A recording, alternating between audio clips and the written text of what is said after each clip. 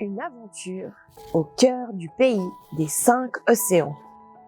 Un enfant dort paisiblement dans sa petite maison nichée tout au sommet de la montagne. Il rêve de tout son cœur alors que les vents glacés s'agitent. Il rêve en souriant. Il aime se laisser porter de rêve en rêve. Il rêve dans ses rêves que ses aventures sont plus réelles que le réel. Une douce brise caresse sa joue.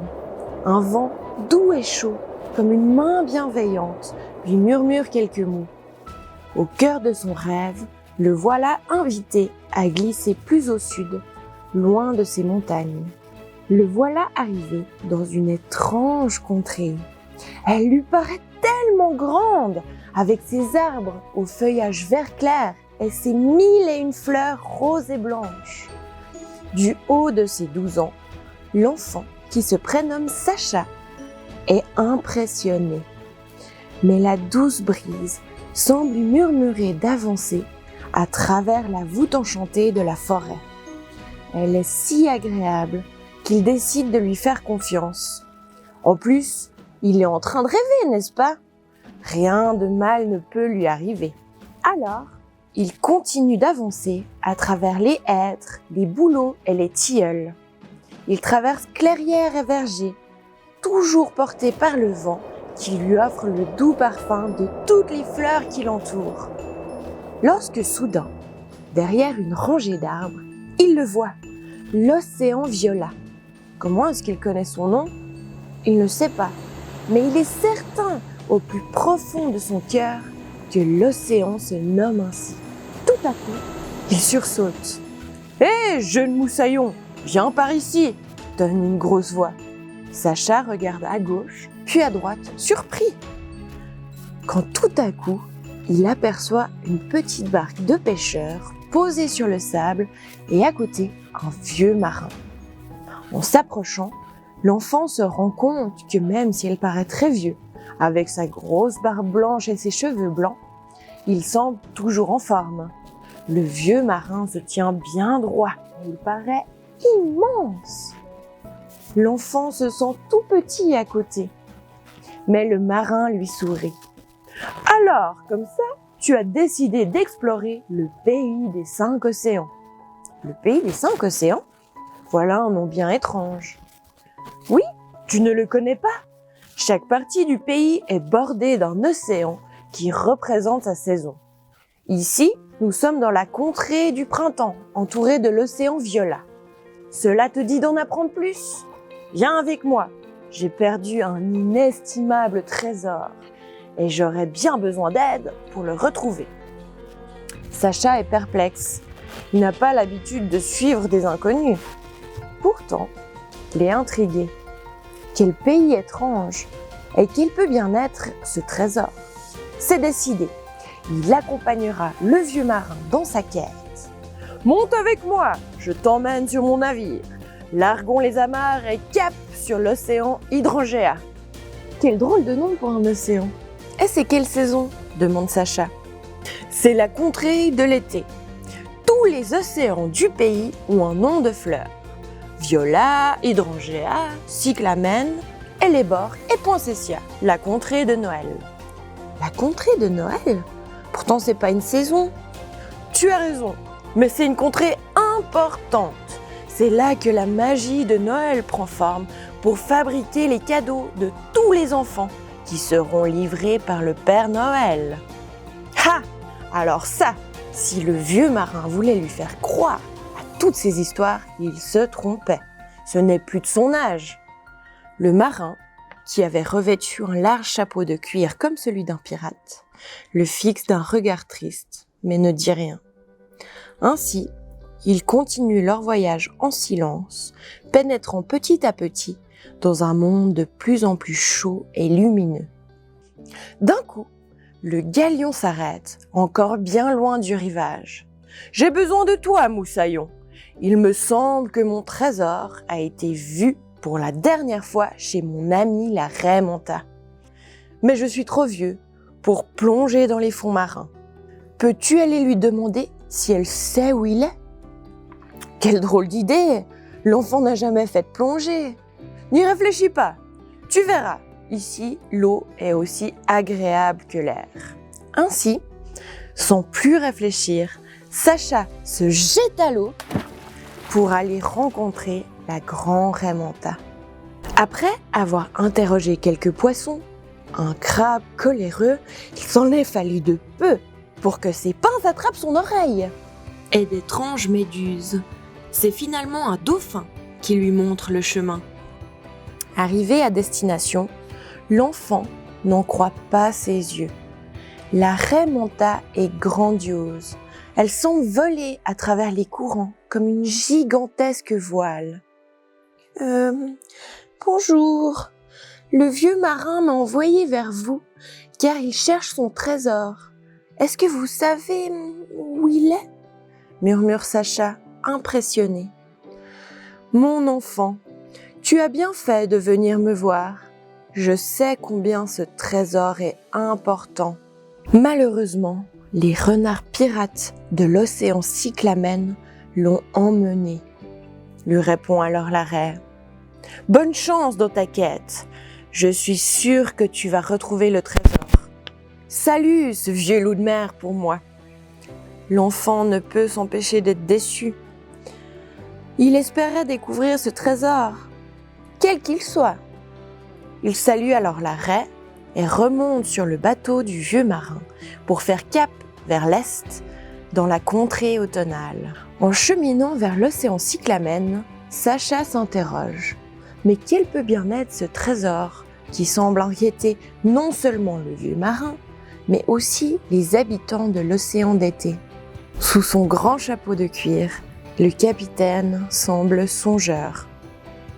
Tu sais, c'est un trésor inestimable. S'il disparaissait, le monde serait bien triste. Quelle drôle de réponse! Décidément, Sacha comprend de moins en moins ce qu'il se trame. Il n'a pas le temps d'y réfléchir plus qu'un énorme filet de pêche lui tombe dessus. Voilà qu'il se retrouve emmené au-dessus du bateau, prisonnier du filet, porté par un gros corbeau. Au secours! Ne t'en fais pas, moussaillon! Ce sont les renards pirates qui t'emmènent. Ils ne te feront pas de mal. Profites-en pour retrouver mon trésor. Tu devras vraiment. L'enfant est trop loin. Il n'entend pas la fin. Que se passe-t-il? Il vole au-dessus de l'eau, toujours dans son filet. Enfin, il voit au loin un immense village en bois, installé sur l'eau au moyen de pilotis. Des éclairs roux semblent surgir partout. En fait, ce sont les renards pirates. Finalement, Sacha est relâché de sa prison et accompagné au centre du village. Là, un renard argenté se tient sur un trône. Alors comme ça, on navigue sur mes eaux sans demander la permission? Sacha est surpris. Il pensait que le vieux marin aurait dû être au courant. Est-ce qu'il l'avait fait exprès? On m'a dit que tu t'intéresses au trésor du vieux capitaine. Ce n'est plus moi qui l'ai. Avec lui, j'aurais pu enfin gouverner tout le pays des 5 océans. Mais je n'ai jamais réussi à l'utiliser. Du coup, j'ai demandé à Croa, mon fidèle corbeau, de le balancer au-dessus de la contrée à l'ébord. Il a dû tomber dans une crevasse. Puisque je n'ai pas pu l'avoir, personne ne l'aura. Le renard en chef rit pendant quelques minutes. L'enfant n'est vraiment pas rassuré. Le vieux marin a-t-il dit vrai? Ne vont-ils vraiment pas lui faire de mal? Qu'on l'emmène sur terre! Plusieurs renards se mettent à l'entourer, puis le guident vers le rivage et ses arbres aux couleurs flamboyantes. Ils l'attachent alors à un arbre, quelque part dans la forêt, et s'en vont. L'enfant a peur. Il est tout seul, dans une contrée qu'il ne connaît pas. En plus, il n'a toujours pas retrouvé le trésor. Et qu'est-ce que ça peut bien être pour que le renard argenté, pourtant si rusé, ne sache pas l'utiliser? Tout à coup, il entend des bruits au-dessus de lui. Une famille de petits écureuils arrive vers lui et commence à ronger la corde. « Il est libre ! Merci, les amis ! Ne nous remercie pas, mon enfant. Pars plutôt vers le nord. Tu dois te rendre dans la contrée Hellebore et retrouver le trésor. Sans lui... » L'écureuil ne finit pas sa phrase, mais regarde ses deux enfants d'un air très triste. Sacha se met donc en route en suivant l'étoile polaire qui lui indique le nord, comme lui a appris l'écureuil. Petit à petit, les arbres font place à la roche, puis à la glace. Mais plus il avance, plus il s'enfonce au cœur de la contrée de l'hiver, plus un sentiment de malaise s'empare de lui. Que se passe-t-il ? Il y a quelque chose qui cloche. Cela fait des heures qu'il n'a pas croisé d'animaux. Aucun oiseau ne chantait sur les arbres. Aucune souris, aucun bouquetin ne courait sur la roche. Et enfin arrivé sur la glace, puis la banquise, face à l'océan Hellebore. Personne n'est là. Seul le bruit du vent, glacé, l'accompagne. Soudain, l'enfant aperçoit une forme. Elle est difficile à distinguer, toute blanche sur la neige blanche. Elle s'approche à vive allure. Et quand Sacha comprend enfin que c'est un ours blanc qui court à sa rencontre, il n'a plus le temps de fuir. « N'aie pas peur, mon enfant !» lui intime l'ours de sa grosse voix. « C'est le vieux marin qui m'envoie. Il savait que tu allais te débrouiller pour t'échapper et continuer ta quête. Bravo! Tu honores la confiance qu'il a placée en toi. » Sacha est soulagé. Il pensait qu'il allait se faire manger. Mais en observant l'ours de plus près, il peut voir son regard doux et un sourire se dessine sur ses babines. Il ose lui demander « Mais alors, où est le trésor ? Et d'ailleurs, où sont tous les animaux, les bruits, les sons de la nature ?» L'ours en perd son sourire. « Regarde autour de toi. La glace fond et les animaux sont partis se cacher. Le pays des 5 océans se meurt. Et cela s'est déjà bien dégradé ici. C'est parce que la contrée de l'hiver est la plus proche de Noël. » Sacha est perplexe. Le trésor perdu vient de Noël. Chaque saison a une clé ou un trésor, et c'est ce qui permet de garder l'équilibre du pays. Mais le trésor de Noël a disparu. Il n'est pas non plus ici. Tout s'effondre, malheureusement, soupire l'ours. L'enfant n'en revient pas. Ce pays si merveilleux va-t-il disparaître ? Mais où est le trésor ? Il se sent de plus en plus triste. En discutant avec l'ours, leur pas les mène vers la petite contrée de Noël, bordée de l'océan Poinsettia. En entrant dans la contrée, Sacha est atterré. Il n'y a plus de neige sur le sol. Ce qui semble être des arbres en sucre d'orge sont gris et ternes. Quelques animaux marins, des pingouins et des manchots semblent regarder une espèce de fabrique. Tout est gris. C'est alors que le vieux marin et son grand chapeau rejoignent l'enfant. Sacha est au bord des larmes. Que se passe-t-il ? Mon enfant, ce que tu vois, c'est le monde de Noël qui a perdu sa magie. C'est cela, le trésor que je recherche désespérément. La magie de Noël. Et si je ne la retrouve pas, les enfants du monde entier seront déçus. Et la contrée de Noël va disparaître, emportant avec elle le pays des 5 océans. En parlant de cela, tout ce qui les entoure semble se teindre de gris, se transformer en pierre. Cette poussière grise s'approche et s'empare du vieux marin, qui se fige aussitôt. Devant l'ampleur de la catastrophe, Sacha tombe à genoux et se met à pleurer. Ce n'est pas juste que Noël disparaisse comme cela. Plus que les cadeaux, Noël c'est la lumière, c'est la joie, c'est la magie. Il ne comprend pas Il sait au fond de lui que le Père Noël peut ramener la beauté et la magie dans le monde. Même s'il a 12 ans, il croyait à Noël. Pourquoi faut-il que tout cela disparaisse? Sacha cache ses yeux derrière ses mains en pleurant. Pourtant, tout à coup, il lui semble voir luire quelque chose.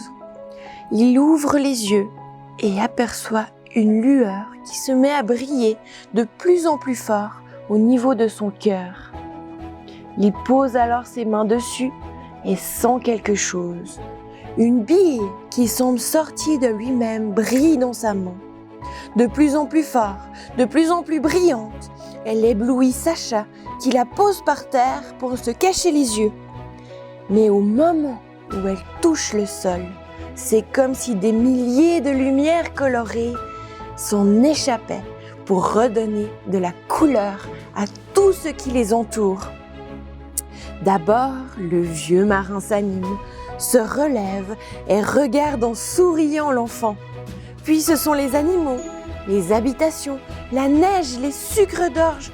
Toute la contrée reprend des couleurs et s'anime. Des carrousels qu'il n'avait pas vus se mettent en marche. Des chants de Noël retentissent et de délicieuses odeurs de pain d'épices flottent dans l'air.